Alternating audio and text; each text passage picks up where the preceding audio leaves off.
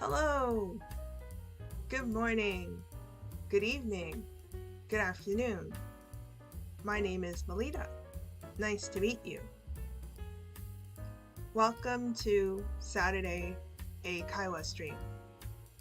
Today's topic is camping.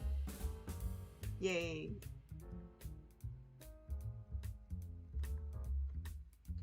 So I had wanted to do this topic for a little while. And especially right now, school is about to start in America, so a lot of people are taking last minute vacations with their families. So I thought this weekend it would be a good time to do this topic. So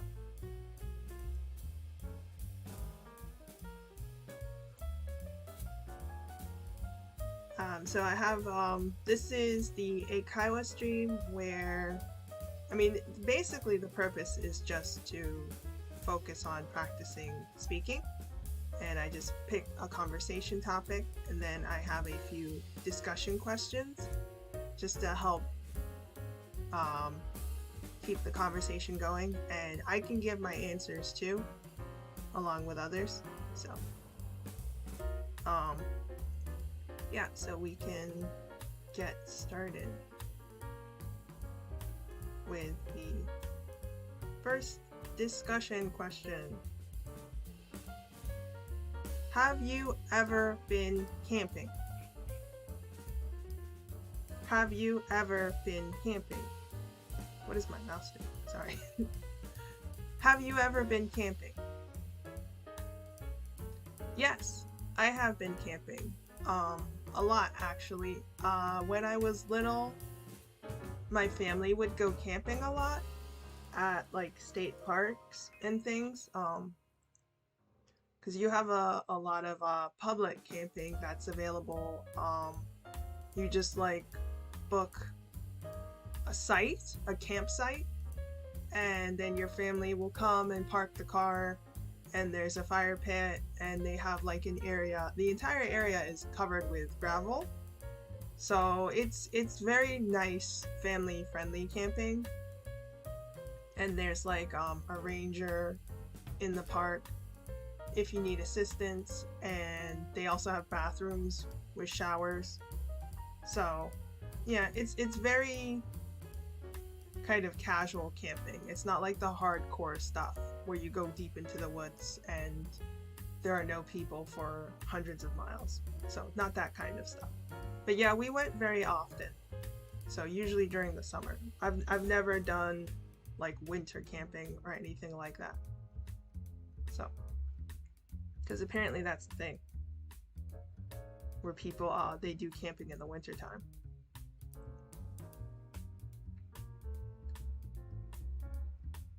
So, next question.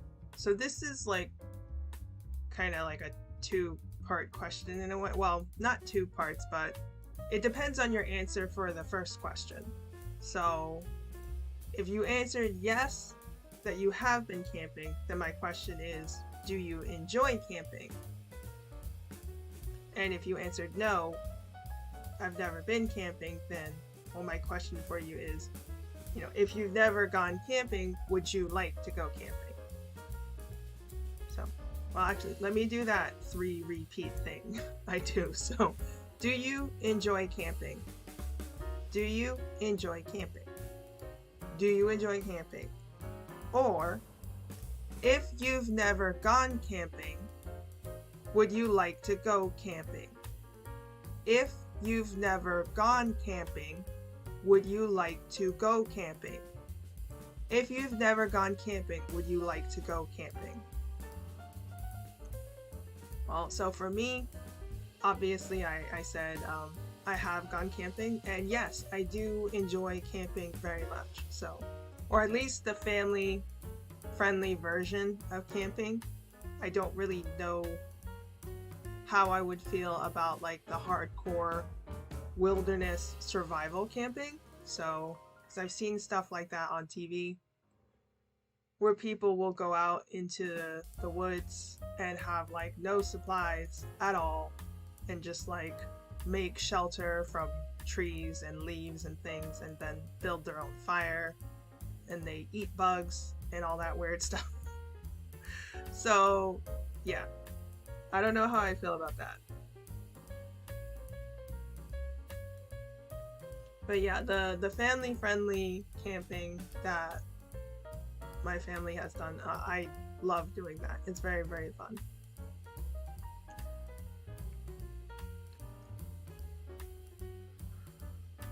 So, next question. Do you know how to make a campfire using only matches and wood? Do you know how to make a campfire using only matches and wood? Do you know how to make a campfire using only matches and wood? Yes, for me, I have done that before.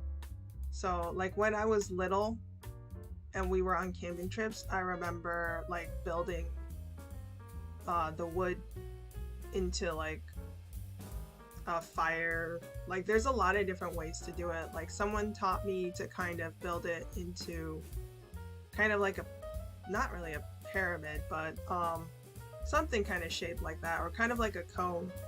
Like, you kind of you rest the wood on I don't really know how to describe it. It looks like a cone, kind of. You just kind of put the wood together so they're leaning on each other, and then underneath that you put like the kindling and everything, and then you light the kindling, and then it sets the rest of the wood on fire. So, and then someone showed me another way of like building the fire, where you kind of set the wood up that it's almost like a log cabin, and it's like shaped in a square, and then in the center you put the kindling, and then it all catches on fire. And yeah, so because even if you have matches, it can still be kind of difficult to get a fire going. So, and so this is of course why I'm saying only matches and wood. So I'm sure in Japan they have this kind of stuff, but here in the United States we have lots of fire starter items that you can use. Like, for example, we have flammable liquid.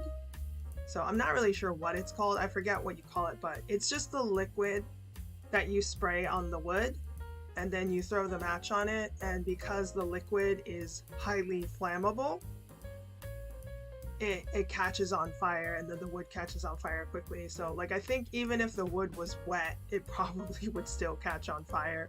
So, and of course, so the word flammable just means that it easily burns.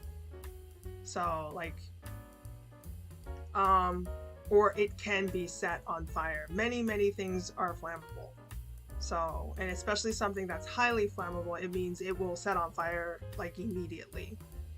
So, like, so gasoline is very flammable. You don't want to put a flame or a spark anywhere near that. So, things that aren't flammable, non-flammable things, stone, bricks, you can't really set those on fire. So, ishi. Yeah. So that's what the word flammable means. If you look on labels, you might see warnings. So it might say warning, flammable, do not keep near flame, things like that. So, but yes, I can build a fire. So, and I went, we didn't go camping, but I just kind of wanted to go to a campsite and like build a fire, like a couple years ago with me and my brother. So we like booked a campsite and we just went and we just built a fire and like ate s'mores and roasted marshmallows and did we have hot dogs too? I forget. But then we went home. We didn't even stay. We were just like, okay, we had fun. Let's go home and go to sleep in our houses. So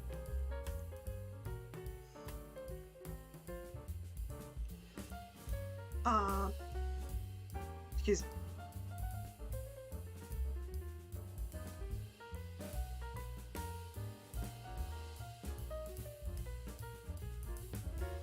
Sorry, I had to mute the mic real quick to clear my throat. And I'm making sure it's unmuted. I have my Bluetooth earpiece in so I can hear that. I remembered to unmute myself unlike yesterday's stream. Okay, so next question. Do you know how to start a campfire without matches? Do you know how to start a campfire without matches? Do you know how to start a campfire without matches? Not really. Like, I've heard that you can do it, and like I've seen people in TV shows do it, but I've never actually done it myself, so I don't really know how to. So, but I mean maybe I could guess. Like I've watched them on TV do it, so I guess if I was trapped in the woods and I needed a fire, maybe I could figure out how. I don't know. Maybe not. I might just freeze to death. Who knows?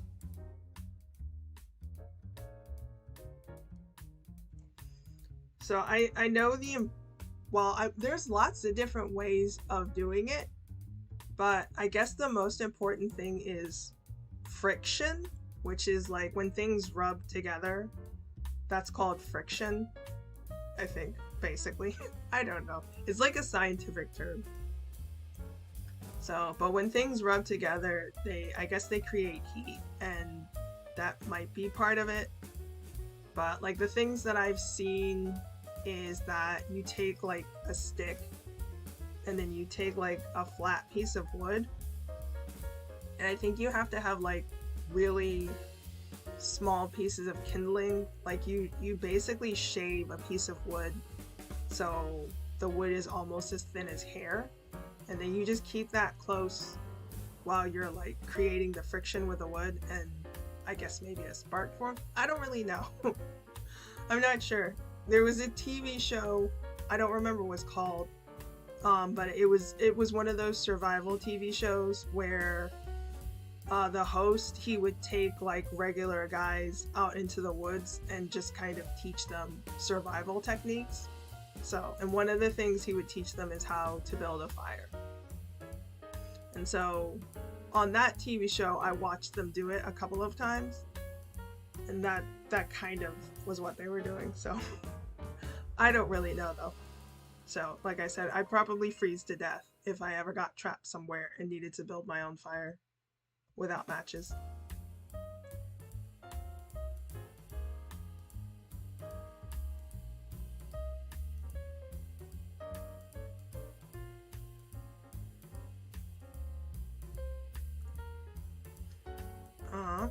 Okay, so next question.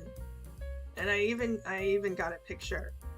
So I took this picture so I don't have to worry about copyright because it's my picture, so I can have it in my stream if I want to. Mwahaha. So next question. Have you ever eaten a s'more? Have you ever eaten a s'more? Have you ever eaten a s'more? Yes, obviously, because this is my picture of a s'more. So obviously I've eaten s'mores before. And I put the note there. What a s'more is, as you can see, it's a snack made with graham crackers, chocolate, and marshmallows. So those brown things are called graham crackers. So, and you can find all of this at the supermarket. It's very easy to get. And actually, so this picture is not a regular s'more, because normally what you do when you go camping is you roast marshmallows over the fire, and then you put the s'more together with the chocolate and the graham crackers. So usually you use a campfire, and it's really fun because like the marshmallow will catch on fire and then it will burn and be black, but it will be nice and crunchy, so it's still enjoyable. So, but this, and I made sure to put the video link in the description So you can also easily make s'mores at home without fire. You just use a microwave. So, because I'm lazy and I don't want to go out camping and building a campfire just to make s'mores. So yeah, so I had made a video just for fun, and it has like instructions in English on how to make them in the microwave. It's not really complicated. You just you put the s'more together, and then you just put it in the microwave for like maybe 5 seconds or 10 seconds, and then that's pretty much it. So you just have to be careful though, because the marshmallow gets really, really big when it's heating up in the microwave. So you have to watch the microwave while you're cooking it, because if you just like set it for like 20 seconds and walk away, who even knows how messy it will be. So like I was talking to my brother when I was making the video, and I was telling him that I was making sure to put warning instructions for everyone so that they know they have to watch it so it won't like get really big and messy. And my brother was like, I love it when it does that. Like that's how I eat it all the time. It's just a huge mess. I'm just like, you're crazy. So but yeah, so s'mores are really delicious, and if you haven't tried them, I would recommend them. So apparently they were made, either it was America or North America, because I looked it up because I was curious. Like I know about them from a movie. What was it called? I think the movie was called Sandlot or something. It's just like a movie about kids playing baseball during the summer. That's like a really quick version of the movie. So, but in the movie, one of the kids like asked the other kids if he wanted some s'mores, and there was kind of like a joke because the kid didn't understand what he was saying. And so the kid makes the s'more for him and gives it to him. And that was like the first time I ever heard of s'mores. So, but yeah, they're really tasty. So I would recommend it. If you've never had it, you can go ahead and give it a try. It's delicious.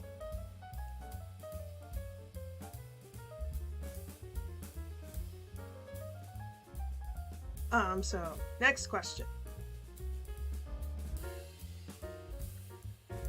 Have you ever tried camping in the wilderness or survival camping? Have you ever tried camping in the wilderness or survival camping? Have you ever tried camping in the wilderness or survival camping?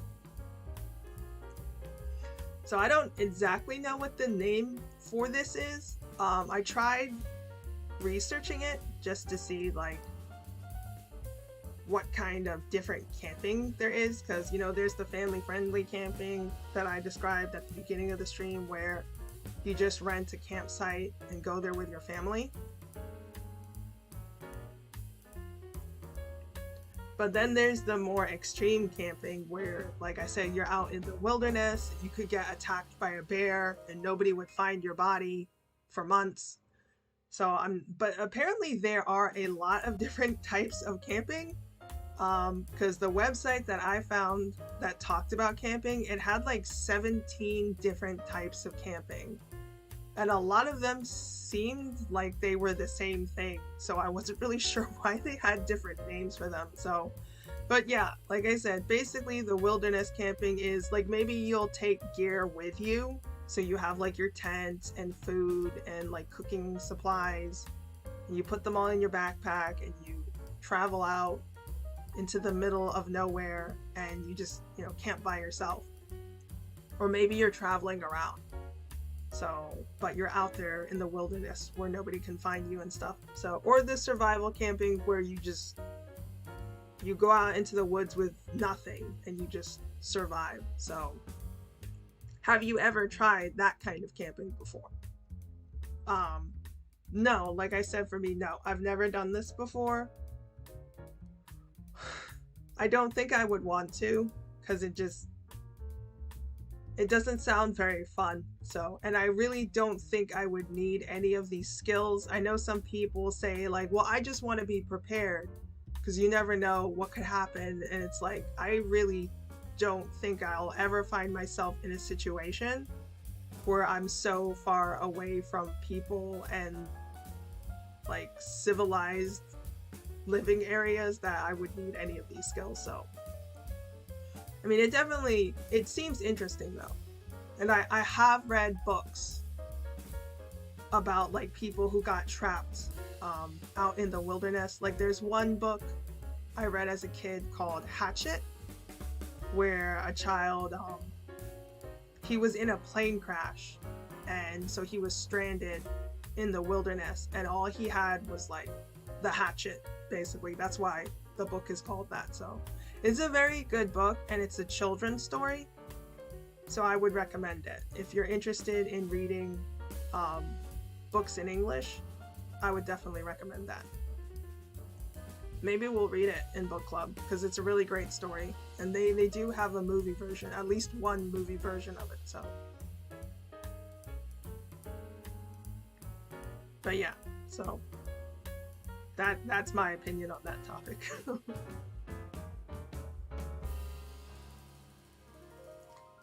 So this is the last question, actually. So, are you afraid of insects, snakes, or any other kind of wildlife? Are you afraid of insects, snakes, or any other kind of wildlife?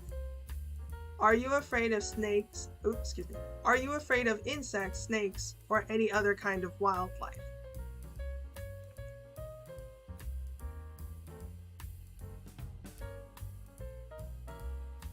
So the word wildlife, that just means like animals that live in the wild. Like they're not domesticated animals like cats or dogs. Well, horses, well actually some places horses, you do have wild horses. So, but yeah, usually horses are domesticated, and cows and things.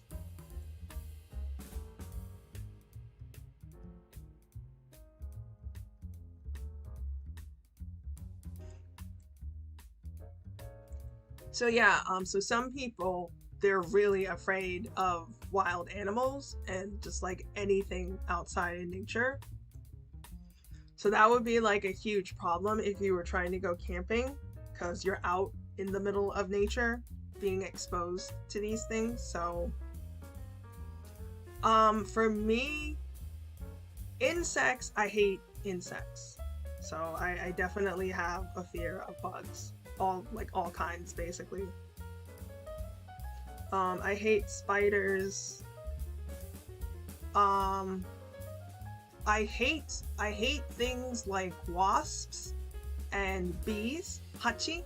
I don't know how to say wasp in Japanese, so but anything that can sting you, I'm really afraid of them, because I've actually never been stung by one of those things before, like bees and wasps and yellow jackets. Those are the names that we have for those things here in the United States. So they probably call them different things in different countries, but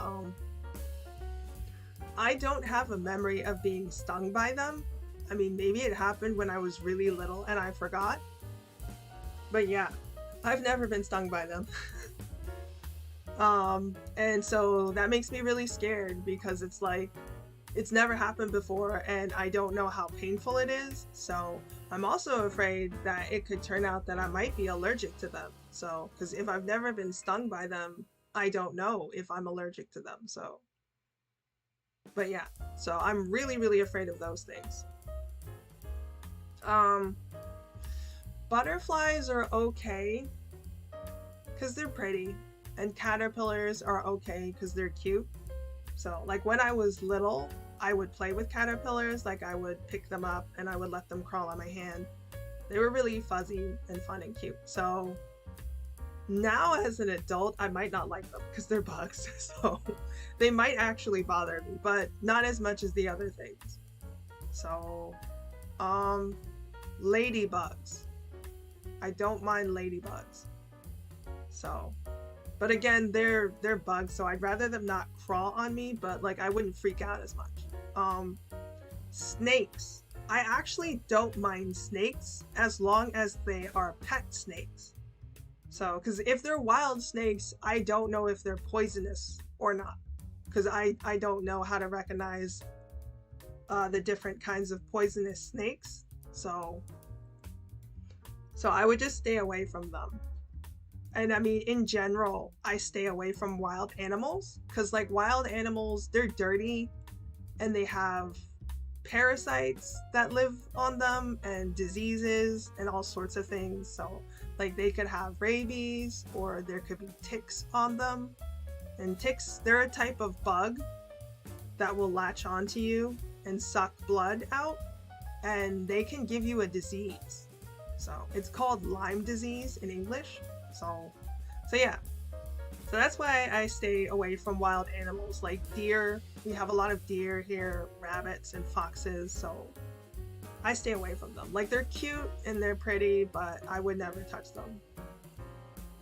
So I had a friend, she said she found like a baby deer out in the woods and she picked it up. I was just like, oh gosh, it's so dirty, don't do that.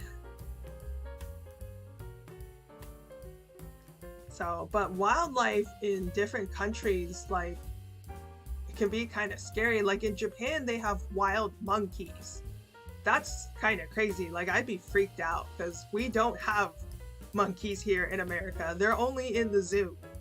So I don't even know how I'd react. I'd probably just be like, what's happening? And then I'd run away. So, because monkeys can be really dangerous. Like, the bigger ones are really, really strong and they have very sharp teeth and can kill you. So, because like in the movies, they're always like fun characters. So like growing up as a child, you kind of think of monkeys like they're cute and playful, but it's like, no, the real wild ones are actually very dangerous. So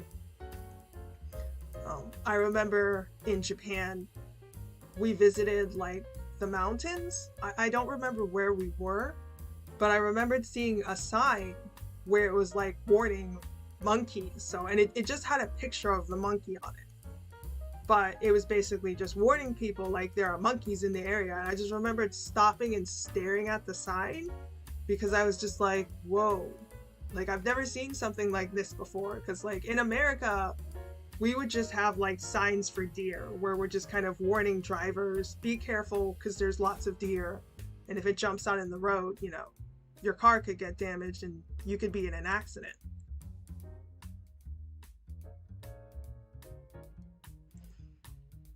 But it was just really interesting to be in a foreign country and just the way life is different for other people. It was just very, very interesting. So yeah, but here in America, the part of America where I live in, the wildlife that you might find, we do have bears, but you would probably have to go really deep into the mountains to see them. So like if you're in the suburbs, and especially if you're in the city, you probably won't see one. So we have lots of snakes, lots of rabbits and foxes and deer.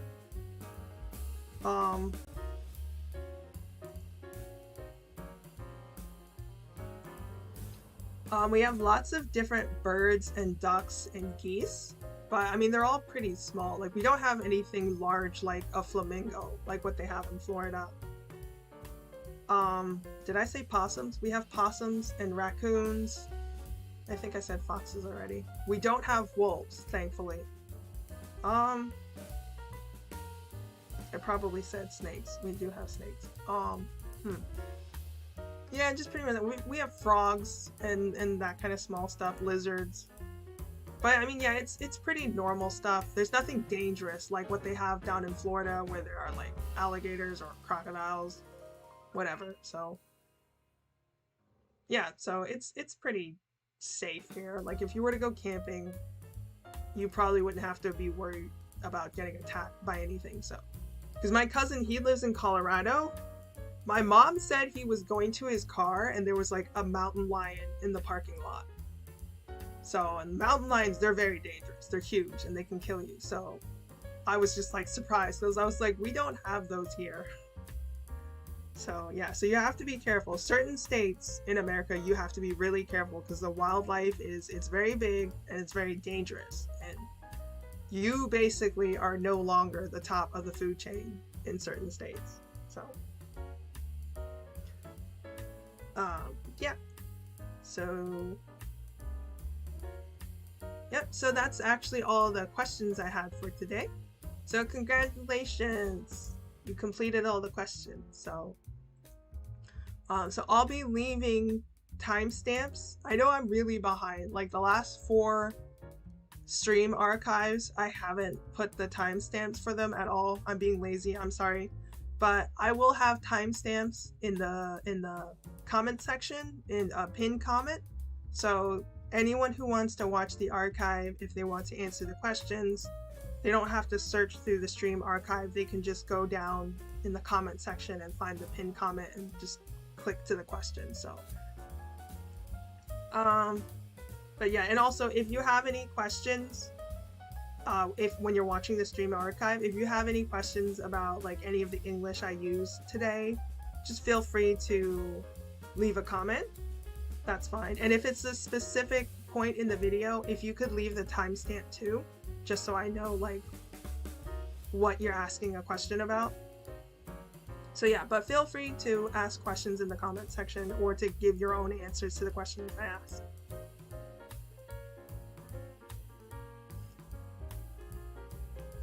So that is the end of the stream. I really enjoyed this topic because I like camping and I like the outdoors. I like nature. So I was very happy to be able to discuss this topic. So, and to make up questions for it. It was fun. So, that's all for now. Thanks for coming to the stream. See you next time. Mata ne. Bye bye. And the next stream will be on Wednesday. So next week we will have Wednesday is of course, you know, the word game stream. And then Friday will be the book club stream. We will be covering chapter 3 of The Lion, the Witch, and the Wardrobe. And then next Saturday is, you know, the same Eikaiwa stream where we just, you know, chat and practice English. I have not decided on a topic for that stream yet. So, but yeah, so see you next time. じゃあね、やすみ。